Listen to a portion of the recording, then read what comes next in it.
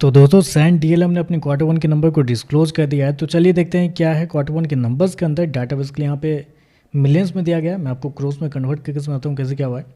तो देखिए पिछले क्वार्टर की बात करते हैं तो पिछले क्वार्टर में कंपनी ने 428 करोड़ का रेवेन्यू जनरेट किया था ऑपरेशन के थ्रू। पिछले साल 258 करोड़ के आसपास, जबकि अभी देखें तो कंपनी का रेवेन्यू बढ़ के 278 करोड़ आपको जाता हुआ देखने को मिला। तो साल दर साल जाते हैं तो साल दर साल कंपनी के रेवेन्यू के अंदर तेजी आपको देखने को मिली है। लगभग बोल सकते हैं 8% के आसपास का जंप है कंपनी के रेवेन्यू के अंदर। क्वार्टरली बेस पे जाते हैं तो गिरावट है, लेकिन इनके जो बिजनेस है साइक्लिक होते हैं, तो ऐसे में आपको साल दर साल ही जज करना चाहिए। साल दर साल इंपॉर्टेंट रहेगा।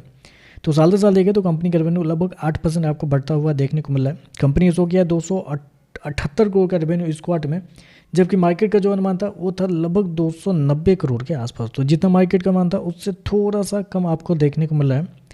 चलिए खर्चे क्या निकलते हैं वो देखते हैं। तो देखिए पिछले क्वार्टर में कंपनी 390 करोड़ खर्च किए थे, पिछले साल 252 करोड़, अभी देखें तो 272 करोड़ आपको देखने को मिला। तो खर्चे देखें तो खर्चे हालांकि थोड़ा ज़्यादा आपको देखने को मिल रहा है, क्योंकि 8% अगर रेवेन्यू बढ़ता है तो 8% खर्चे भी बढ़ेंगे, तो ये थोड़ा सा गलत हो रहा है यहाँ पे। और अगर कंपनी के खर्चे के अंदर जाते हैं, देखते हैं कंपनी के खर्चे के अंदर क्या हुआ है। तो बेसिकली पिछले साल ही कंपनी को कुछ ज़्यादा फायदे हो गए थे इन्वेंट्री के नाम पे, उसकी वजह से कंपनी को पिछले साल एक्सपेंस कम था, ये आप कह सकते हैं, क्योंकि 27 करोड़ के आसपास का कंपनी को इन्वेंट्री के नाम पे पिछले साल फायदा हुआ था, जबकि इस क्वार्टर में लगभग 5 करोड़ का नुकसान हुआ है। तो इन्वेंट्री के नाम पे आप कह सकते हैं कंपनी को पिछले साल कुछ ज़्यादा फायदे हो गए थे, इस वजह से पिछले साल कंपनी के एक्सपेंस आपको कम देखने को मिला है। चलिए कंपनी का प्रॉफिट क्या निकलता है वो देखते हैं।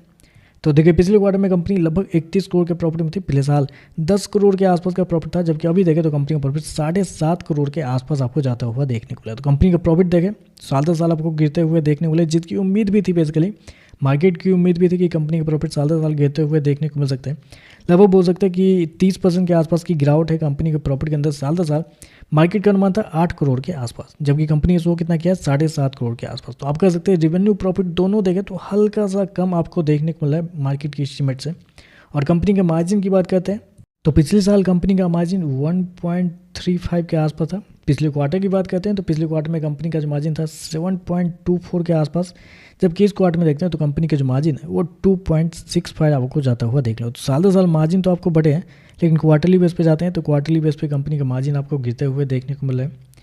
चलिए कंपनी का ईपीएस क्या है वो देखते हैं। तो देखिए पिछले क्वार्टर में 3 रुपये 91 पैसे, पिछले साल 1 रुपये 34 पैसे, अभी देखें तो 94 पैसे के आसपास आपको देखने को मिला है। तो ओवरऑल देखा जाए तो नंबर थोड़े से कमज़ोर आप कहना चाहेंगे, क्योंकि साल दर साल तो कंपनी का रेवेन्यू बढ़ा है 8% के आसपास, एक अच्छी बात है, लेकिन उसके बावजूद देखें तो कंपनी का प्रॉफिट आपको साल दर साल गिरते हुए देखने को मिला है। कुछ एक्सपेंस पिछले साल ज़्यादा थे उसकी वजह से भी कह सकते हैं, लेकिन उसको अगर हटा के भी देखते हैं तो जितनी मार्केट की उम्मीद थी 8 करोड़ के आसपास, उससे थोड़ा सा कम ही कंपनी का प्रॉफिट देखने को मिला। तो थोड़ा सा आप कह सकते हैं थोड़े से कमजोर नतीजे हैं। बाकी देखते हैं मार्केट इस पर कैसे रिएक्ट करता है।